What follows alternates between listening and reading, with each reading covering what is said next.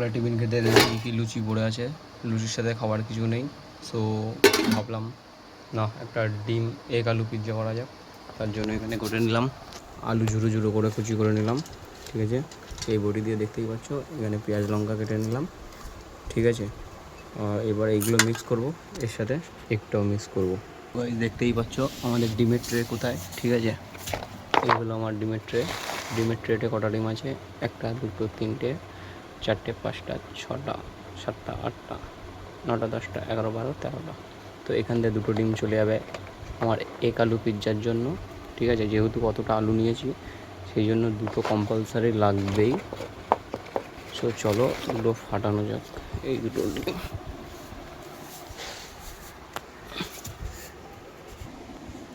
ডিম ফটাফট করে ফাটিয়ে নেবো।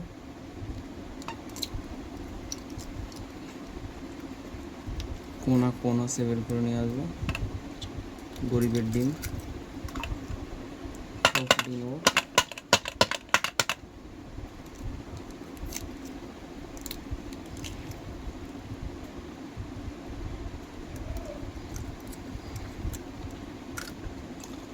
এর সাথে পেঁয়াজ লঙ্কাটা যেটা কেটেছিলাম ওটাকে দেবো।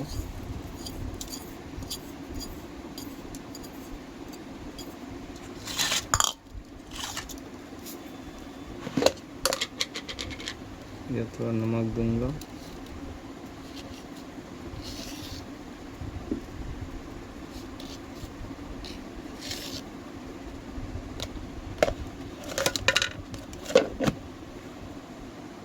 এবার এটাকে মিক্স করবো এর সাথে আরেকটু। মিক্সিংটা করে খানিকক্ষণ রেখে দিলাম, রেখে দিয়ে ঘরটা গুছিয়ে নিচ্ছি ফটাফট করে, নাহলে বাড়িতে মা এসে গেলাবে। তার জন্য ঘরটা তাড়াতাড়ি ক্লিন করে নিলাম।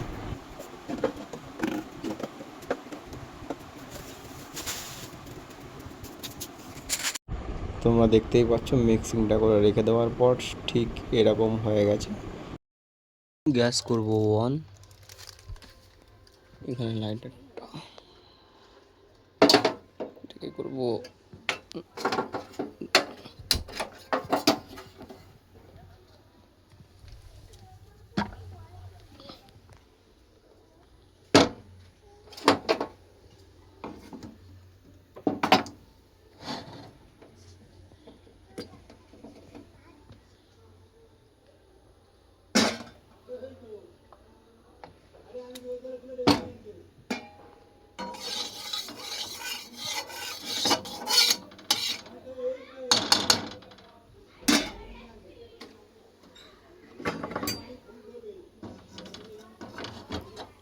পুরোটা ভালো করে হেলিয়ে দেবো। কড়াটা গরম হওয়া অবধি ছেড়ে দেবো।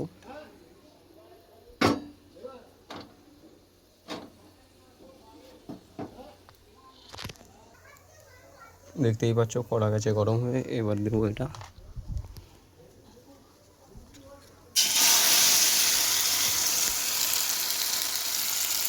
দেখতেই পাচ্ছ পুরো শেপটা চলে এসছে, ঠিক আছে, পিৎজার মতো। কিন্তু এই কড়াটা একটু রাউন্ড টাইপের, তো সেই জন্য ওটা পুরোটা খেলেনি, ঠিক আছে। এটা একটু গোল টাইপের আছে। আপাতত গাইস দেখতেই পাচ্ছ পিৎজা ফুল রেডি, ঠিক আছে। দেখো, ঠিক আছে, পিৎজা ফুল রেডি। এটাকে আমরা এই সাইডটাকে একটু করার জন্য উল্টে দেবো। গাইস এগ আলু পিৎজা ফুল রেডি, ঠিক আছে। সাইডে একটু সস নিয়ে নেবে আর এগ আলু পিৎজা, ঠিক আছে, রেডি। এটাকে করবে এরকম চুবাবে, চুবিয়ে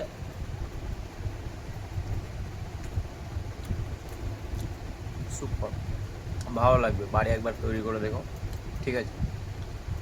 ছোট্ট একটা ডেট নিজের প্রিয় মানুষটার সাথে উইথ এগ আলু পিৎজা, ঠিক আছে।